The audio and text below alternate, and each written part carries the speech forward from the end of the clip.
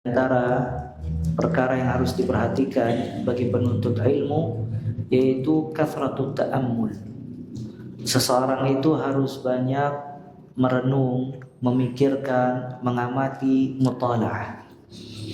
Karena perkara ini bisa mendatangkan banyak fawaid dan juga bisa mengambil banyak ibar, pelajaran-pelajaran di dalam kehidupan.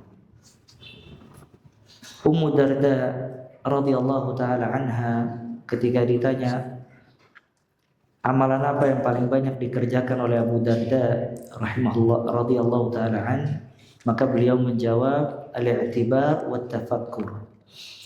Abu Darda itu banyak mengambil pelajaran dan berpikir. Dan ada satu ibadah yaitu ibadatut tafakkur. Ibadah seseorang senantiasa berpikir, karena Allah Ta'ala di dalam Al-Quran menyuruh hamba-hambanya untuk berpikir.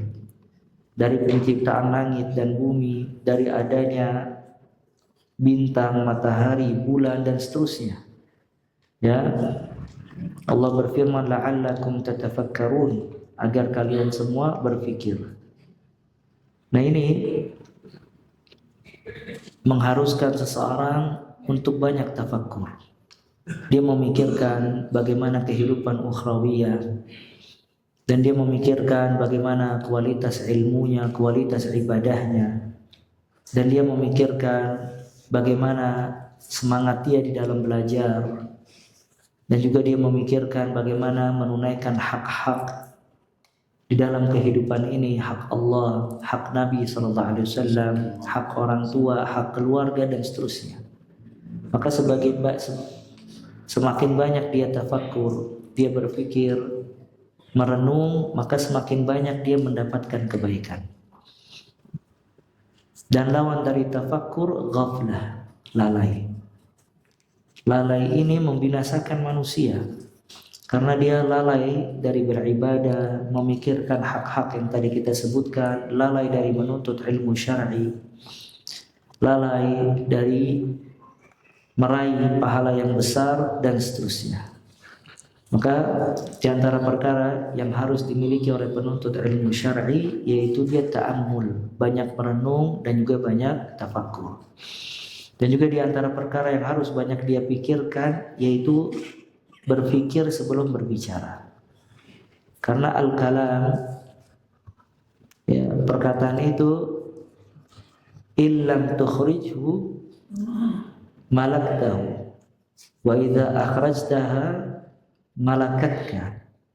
Kalimat atau perkataan itu kalau kita belum berbicara maka kita menguasainya.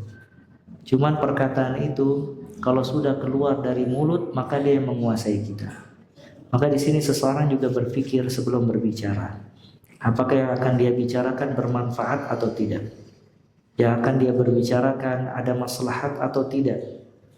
Omongan dia itu di dalamnya ada dosa atau tidak?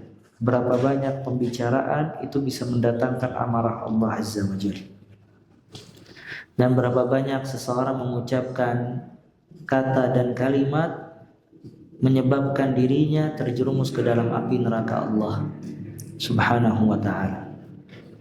Maka di antara tanda seseorang beriman kepada Allah dan hari kiamat, dia menjaga lisannya.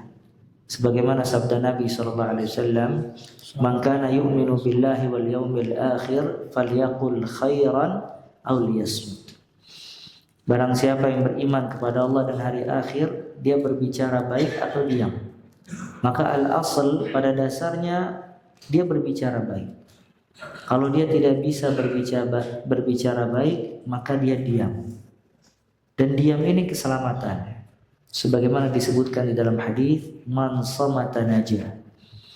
Barang siapa yang diam, maka dia akan selamat. Beberapa banyak orang dia menyesal setelah dia berdebat dengan kawannya, atau dia menyesal setelah dia mengucapkan beberapa ucapan, dan dia memikirkan kalau seandainya tadi dia diam itu jauh lebih baik. Ya, makanya seseorang apabila tidak bisa berbicara yang baik atau dikhawatirkan dari omongannya itu menjerumuskan dirinya kepada amarah Allah Azza wa Jal, maka as-samt, diam itu keselamatan bagi dirinya, dan khususnya penuntut ilmu syar'i. Ya, penuntut ilmu syar'i dia harus benar-benar menjaga sikap dan juga menjaga omongannya. Jangan sampai dia mengucapkan kalimat yang bisa menimbulkan fitnah di tengah-tengah masyarakat. Atau dia penuntut ilmu syar'i, orang-orang mengenal dia dengan salatnya, dengan rajin ta'limnya, tapi mulutnya tidak sesuai dengan perilakunya. Banyak menyakiti hati manusia, berkata kasar dan seterusnya. Maka ini diperhatikan. Ya, seseorang selalu berpikir dan juga berhati-hati di dalam berucap. Ya, karena lisan itu sebab di antara sebab yang paling banyak menjerumuskan manusia ke dalam api neraka Allah Azza wa Jalla. Kata Nabi SAW, akfar, yang paling banyak memasukkan manusia ke dalam api neraka al-ajwafan, yaitu dua organ tubuh, lisan dan juga kemaluan. Sampai kata Nabi SAW, man yadman bil ma baina lahyaihi, siapa yang menjamin bagiku, yang bisa menjaga kedua di antara kedua pipinya, maksudnya lisannya, dan di kedua pahanya kemaluannya, maka aku akan menjamin baginya surga. Artinya yang bisa menjaga dua hal ini, maka dijamin surga. Ya, maka ini pentingnya seseorang menjaga lisan, ya, berpikir sebelum berbicara.